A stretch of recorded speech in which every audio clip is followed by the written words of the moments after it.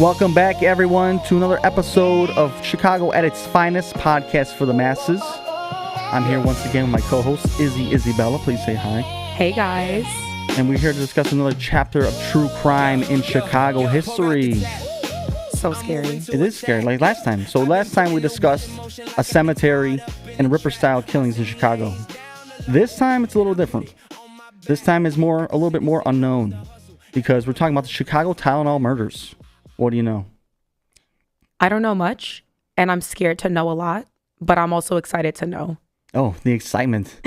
That's exciting on its own. Yeah. Yeah, for me, to know that simple household goods can kill you. You know, you don't hide your bleach on your bottom cabinet if you have children, and you got to lock it so they don't drink it. They had the caps on it. You got to twist and pull and push to take it off. But having back in that day to be a Tylenol bottle to kill you. Yeah, imagine being one of the first people to find out that mixing your household cleaners would literally create toxic gas in your house. Imagine that. Because, you know, like mixing bleach and I forgot what other thing you mix. Arsenic. Yeah, stuff like that. Mm. You literally just create a toxic cloud in your house. Boom, you're done. You're dead. So that's pretty scary. And honestly, as a girl too, I am scared. Like, this is going to sound maybe like, I don't know what the right word is, OCD or something, but I get scared to like use public restrooms because I'm like, what if someone like puts stuff on the toilet paper? Like, isn't that great? It's, I mean, how dare they? People have done that before. That's so terrible. Imagine with this, you know, Tylenol stuff that we're going to talk about. Yeah, so this took place in 1982, September. And one of the few first recorded deaths within taking these cyanide capsules that were laced into Tylenol in the bottles was a 12-year-old. Imagine being 12 years old. You're roller skating, you're rollerblading, you're going out with your friends. You hurt your knee. It's time to go home and eat dinner. You ask them out for some Tylenol, extra strength even. And now you're laying on the floor forever. Yeah, that's really scary. That's exactly my point. You can never trust nowadays. There's like recalls, you know, not even with cars, like with food. Oh. There was like a baby carrot recall. I love baby carrots. Imagine I'm just So eating, tiny. you know, imagine I'm just eating baby carrots and then I'm just like, Yeah. like, Yeah, you gotta get the carrots all at your teeth. You didn't floss. I don't want to go out like that. I want to be all bedazzled up and not have I know. death be by carrots. Like, and they're taking pictures of you when you're dead, like for the record. And then you have carrots in your teeth. Your body's all strewn out on the floor. It's not attractive.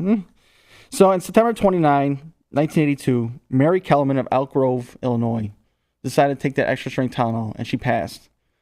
And at the same day, check this out, the same day, 3 family members, the Janus family members, Adam, Stanley, and Teresa, all took Tylenol from the same bottle and died. jeez, that's like a quadruple homicide. It's supposed to alleviate the pain, not take it all away by killing you, is what I'm saying. Yeah. It's terrible. You can never, you know, people don't even trust like salads in the bags. Everything's in plastic. Oh my gosh, the salmonella.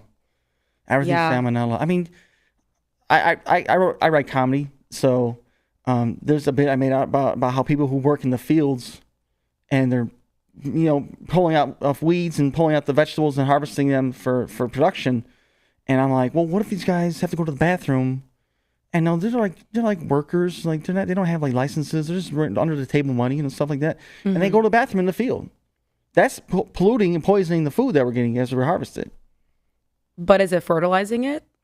But yeah, if you dig that far into the ground, sure, you plant your seed, go ahead. But I'm just saying, like, you know, touching things is such a hard thing to discuss with people because they're like, why can't I touch? Well, did you wash your hands? How long did you wash your hands? You know, every time you wash your hands, it's like, I got to do the birthday song back and forth, right?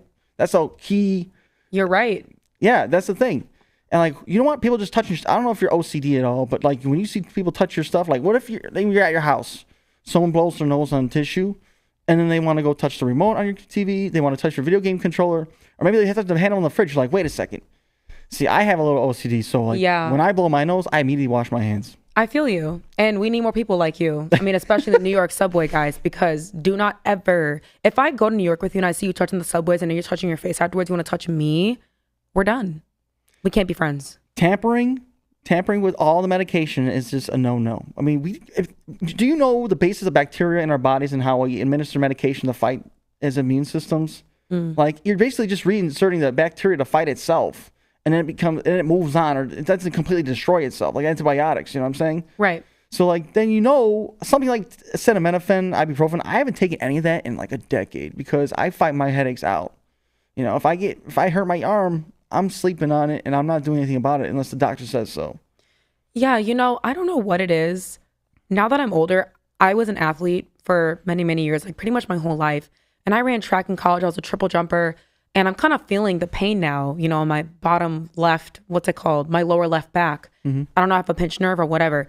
But, you know, I used to take ibuprofen and acetaminophen. How do you say that? Acetaminophen? Yeah. Acetaminophen? Acetaminophen? I used to take that a lot. And I realized I haven't taken it in like 2 years, 3 years, maybe even 4, unless, you know, I'm on antibiotics and actually fighting something off. But I agree with you. What you should start doing now is abandon all pharmaceuticals and just start a garden of herbal plants. And when they grow, you just pick your herbs from your garden and you rub it all over your body. Holistic healing. Well, back to this. There was a total of 7 deaths in Chicago across several days. So, I mean, this thing was knocking people out. I mean, people were scrambling. Like, where's this Tylenol coming from? How did we mess up? How did we get the factory? Now, someone fucked up majorly, did not catch this guy. So, and nothing it was in common with any of the people who took it. So that means that the guy or whoever the suspect is to produce the cyanide in the bottles did it just with intention to kill anyone, not just certain people. So he was looking for a mass murder. This guy's like a serial killer. Wow. Yeah. Okay, so it wasn't targeted. I mean, of course, how about a 12-year-old girl? Yeah, be Mary targeted? Kellerman. Yeah. Playing hopscotch. She tripped over the one, whatever you want to do, and she fell down, and she goes to Mom, can I take an extra strength Tylenol? Sure, honey. Yeah, bam. So curious to know how this got debunked. Or not debunked, but caught. So it says that a nurse, Helen Jensen, visited the Janus household when this happened, the 3 family members I spoke about, and she found a Tylenol bottle. And she took it to the toxicologist and tested it. And then 44 remaining capsules contain nearly 3 times the fatal amount of cyanide. Oh my goodness. So that means to me that ideologically, whatever you want to say, someone in the factory was the one doing this. There's no way else could just go in people's houses and poison their bottles. It had to be done from manufacturing standpoint. So, yeah, that's pretty scary. You know, I know this is a lot less common nowadays, but you still have to factor in that like someone could put something in your store-bought bottle. We need trust and loyalty on everything we do. Like, have you ever had a friend when you're like, I'm going to the bathroom, the pizza's almost done in the oven, can you take it out? And he's like, or you're like, yeah, okay, I'll get it. And they're watching TV and they forget about it and burns the pizza and they got smoke in your kitchen. Burns the house down. Yeah. Yeah, man. Like, yeah. The trust and loyalty thing, it's like completely gone. I mean, this kind of reminds me of terrorism in a way. Sure. Because you never know. Domestic like someone terrorism. could be born and brought up in a different country and then like their whole life purpose is to, you know, kill people in a different country. So then they act as a friend to the country. Maybe they even move there. They have the citizenship. They get a job there or whatever. And then like 30 years later, after making lifelong friends and everything in this new country, they just want to kill everybody. Oh, so you literally never know. I mean, imagine someone like being a trustworthy, honorable worker and then they go to work at a factory and then they're just like, you know, popping stuff in there. There's actually a movie or a show of a nurse that did that. This guy, I forget what show it is. It's on Netflix. It's so good. Or a movie. It's a nurse who's like injecting stuff into IV bags. Oh. And he just goes around killing people. Ew. Yeah. No thanks. Yeah. And you know what happened? They found tampered bottles at like multiple stores all across Chicagoland. So like Jewel. Okay. So Walgreens, you know, everyone goes to Walgreens for the pharmaceuticals. I shop at Walgreens every other day, guys. Yeah. Like Walgreens is my jam. Terrible. Dominic's. You remember Dominic's when it was in business? Do you remember Dominic's? Yes. And Frank's Finer Foods. That's a home goods store. That's like a independent. But anyway, the trust and loyalty for me is like, if you can't trust anyone to do something so simple as to help yourself, then why are we not just all just living isolated alone? So we just help ourselves all day. There can be nobody else's fault but our own. Because you can't trust anyone. You can't trust a worker who's getting paid however many hourly wages she gets to just do simple things as to not tamper with the medicine, not have a psychological problem that needs psychiatric help. Mm-hmm. You know, these people, you never know when they're going to break. You know, you never know when on the line, I can't do this anymore. Like people at Amazon, you know, I don't want to do this no more. You know, they want to just go psycho. You know, that's really true. You know, this also reminds me of mental health. Mental health is really, really important, guys. And if you're going through something, please get some help and don't be afraid of it. Especially men. I feel like it's a really taboo subject for men to get help. Yeah. It's really, I think it's a beautiful thing when men go get help. Like, we both need emotional support. Okay. Like, it's super important. I wonder if the killer ever got caught and like who it was. Was it a female? Was it a male? Oh, I'm about to get into that. Ooh. Yeah. Ooh. So the FBI's criminal profile suggests the killer was a male. Yeah. And it was someone who believed they had gotten away with it. So the feds were already on his tail. They thought the first notable suspect was Roger Arnold from a local bartender's tip. Oh, no. And he claimed he possessed the cyanide. Cyanide. How do you get... I mean, back then... Okay, see, crime... You know, you got to play Sherlock Holmes when you're a police detective or a sleuth like that. Like, you don't have cameras. You know, as we grow, we find out ways that we can help more often than not how to do things better than the first time. So... Back in the, in 1980, they still had a lot of things in technology that could help fight crime, to catch criminals. But like, if you talk about like back in the 20s, if you think now about how many times you thought you could rob a bank, and you thought if you could do it better in 1920, you probably could. Because like they might have security, but they don't have cameras. You could go in there with a baseball bat, and start bashing cases and steal jewelry. You know, that's so true. I feel like so much has changed since back then, and I think about like my great uncle who's still alive and well. He's awesome. He, grew up between Italy and Chicago, and he used to carry around a duffel bag full of a bunch of cash. Isn't that nuts? Can I borrow $1? Honestly, I wish I could have $1 from him too. No, I'm kidding. No, but that just really goes to show how times are different. Like the penny is going away. Yeah, they got rid of it. Yeah. It's already gone. Someone's going to make an artwork out of it, like a stepping stone in a garden. Just put out pennies and cement. That's so true. Someone's going to literally make like a little thing of pennies and sell it. All the artists are going to harness all the pennies that are left in the nation and make artwork out of it. Oh my gosh. Well, they found a prime suspect. His name was James Lewis. And so the White House was receiving letters from Johnson & Johnson saying that they'll give anyone $1 million to find this guy. In 1982, $1 million. That's fat cash. Oh, yeah. I would have loved that. You know what I would have bought? What? A bunch of Tylenol. Oh, jeez. Look, I would not have bought a bunch of baby carrots, okay? Yeah. At all. She would have bought floss before she died. So he was arrested in 1982, so within that same year on December 13th, at a New York library after they had a manhunt, a nationwide manhunt all across the nation. Cops, robbers, FBI, ATF, DEA, looking for this stuff.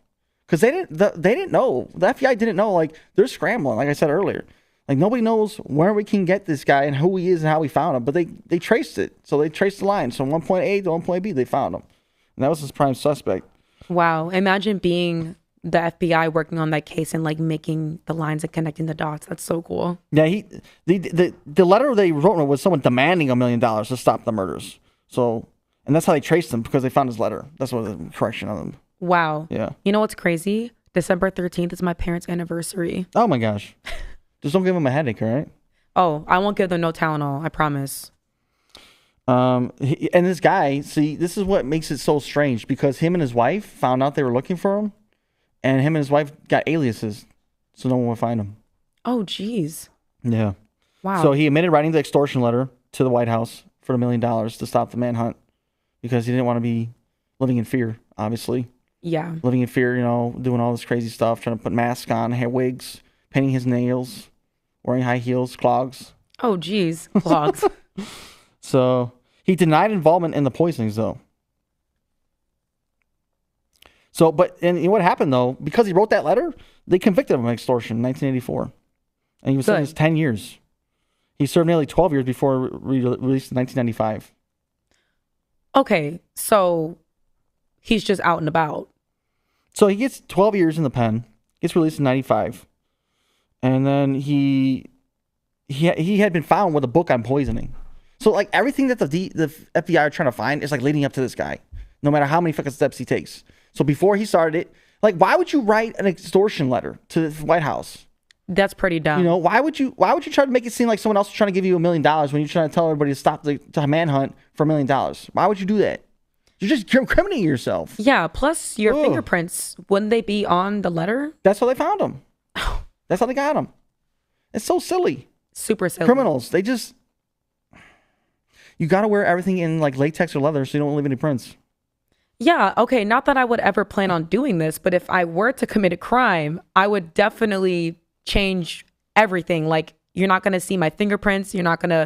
My hair will be tied up and like there'll be a bonnet on my hair because my hair, falls out. Yeah. Every girl's hair falls out, It just takes one little strand of hair to be like, oh, we got the girl. You. Yeah. And you know what else they found? In the book about poisoning, they found his fingerprints on this page about cyanide. Of course. Because why not? I mean, your argument to that point is just to say, I was just reading the book. But, I mean, if he wasn't, then you literally just flip the book on one page, put your fingerprints on, that was it. Sure. Just reading a book on cyanide poisoning. Just reading it. For no reason. So in 2006, the FBI Task Force Revival found Lewis to be a perfect cold case suspect. And how a 15-year-old could open up a Tylenol box in the store without leaving fingerprints. So this guy knew what he was doing. It's, like I said, if you're on the line in the factory, you're bottling this, you got to be thinking so many times, how can I get away with all this other dumb ass shit? That's how I feel. Yeah. I'm just so surprised he didn't cover up his fingerprints after all that work. I know. The fingerprint. Doesn't that suck? Let's not say I would do this, I'm championing this guy, but doesn't that suck to say I tried so hard to get away with this and the last thing I had to do was leave a fingerprint for them to tell me it was me? It's like, you might as well just be caught shooting someone in the middle of the street. Yeah. I mean, at the same time, I'm so glad he got caught because imagine he was never caught. Imagine he was a cold case like forever and they never found him or anything. He died in 23. Yay. And the journalists and investigators think that the actual killer died with him. So whatever he knew and this person alongside him, whatever he knew about it. So the case remains unsolved. Oh, wow. So this led to discontinuation of over-the-counter medication that are filled with powders. Capsules that fill with powders. Oh, that's why if you go to over-the-counter, that's why you don't have those little capsules that like dissolve and stuff. Right. It's just like the actual tablets. Yeah, now it's tablets. Okay, that makes so much sense. I love that they took that step because that is really scary. And it probably history repeats itself all the time, guys. So even if you think it can't happen again, it most likely could. They recalled 31 million bottles at that point of Tylenol to sift through it. I mean, that's a lot of fucking work to go through 31 million bottles of Tylenol to search for how many? 10, 15 pills? Absolutely. You don't even know how many there are. God, what an asshole. I mean, at the same... Literally. At the same time, it's better that they do that than have like 15 more deaths. Yeah. Well, if you're interested in watching more about the Tylenol murders in Chicago, the Netflix docuseries revisited the case in 25. So it had previously recorded interviews with Lewis. Oh, it's on Netflix. It's on Netflix. You can watch this on Netflix. So if you want to take a lesson from us, then go watch the Netflix docuseries. And then figure out what are you going to do next time you get a headache? Can you trust that? When are you going to start growing plants in your backyard? Yeah, that actually reminds me. A friend of mine who went vegan, all it took for her to go vegan was watching this Netflix documentary about how they process and do the meat industry. And she was like, I'm going vegan. Yeah. So, maybe watch this next Netflix documentary and then never take Tylenol again. Well, the stockyards in Chicago. Have you ever heard of the book called The Jungle? No. Yeah, The Jungle. It's an old book about the stockyards and the meat processing plants in Chicago. Because Chicago used to be a major hub for meat processing. Oh yeah, that I believe. We're a major hub for everything. And so it's described the conditions in which the workers lived in and worked in. It described the actual processing of the meat, what they did with scraps, if they stuff out on the floor, they would pick it up, put it back in there, you'd be eating that. They use everything, all the pieces of the body. They'd be using all. This is what the trust and loyalty thing I'm talking about. This is why I want everyone to just walk around with a smile on their face like everything's great, because that to me means that everything is great, supposedly. Because I don't want to believe that I'm eating a pack of chicken thighs that I grilled myself and I made this beautiful meal for my family and I myself. And then I realized somewhere down the line this guy spit on it, dropped it, 5-second rule. Yeah, I have fear of I like fast food, but I'm scared of it because, I've seen crazy videos and I've heard about people working in Shake Shack and spitting in the burgers and serving it. That's so crazy. Food service is crazy. Apparently Chick-fil-A is one of the cleanest fast food services out there. I don't know how true that is, but I actually looked it up one day because I was so scared. I was like, what's the cleanest fast food service that I could get? And they were like, Chick-fil-A is rated up there really clean. Wow. I don't eat fast food. I haven't eaten fast food in over 20 years. Good for you. But okay, no lie. I will eat cheeseburgers and like beef sandwiches, but I go to the places that make them. Yeah, like Portillo's or like small Cheval, all Cheval, whatever. Real Chicagoans don't eat at Portillo's. What? Real Chicagoans don't eat at Portillo's. Okay. This is going to be a whole nother podcast, guys, because I'm about to get mad. First of all, of course, I had the original Chicago hot dogs. But what I really love Portillo's for is their cheese fries.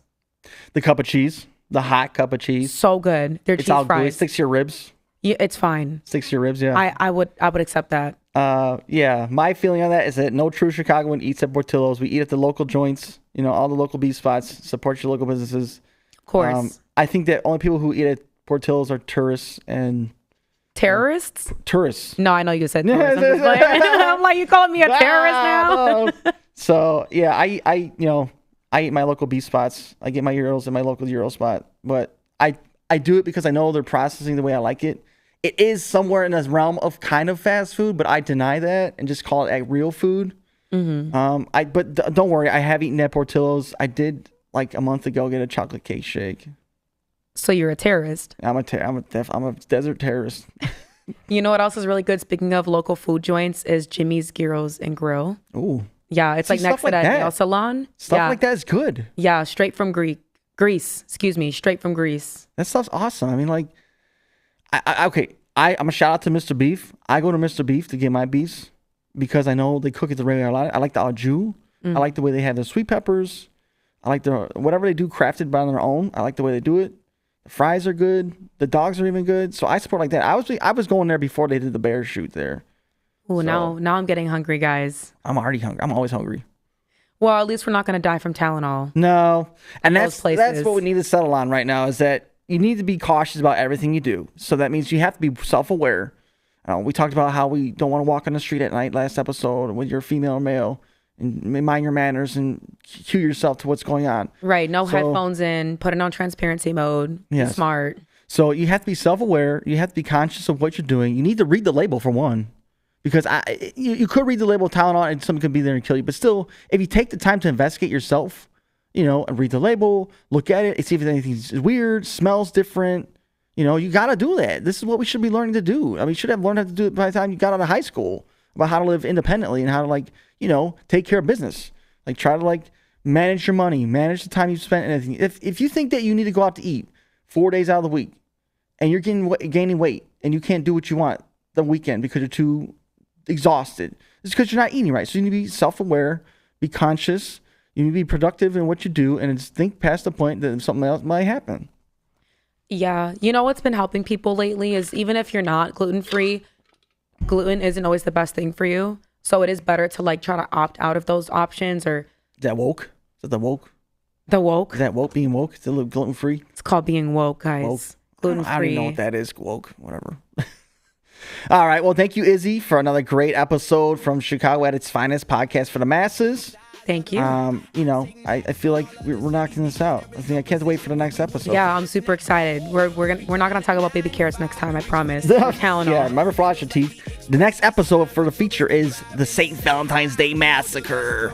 Ooh, it's gonna be spooky. It's not a spooky super one. Spooky, yeah. Who got away with it? Not it? Even Halloween. That's funny. You know what? I got away with a lot of things, but that I would not get away with. Oh my gosh, can't even wait for it. Well, thank you for tuning in, everybody. See you next time. See you guys. The nicest and tidiest, so although the rats are here, the streets will stay the flyest. The pressure of being a competitor means 100% is necessary to never deal.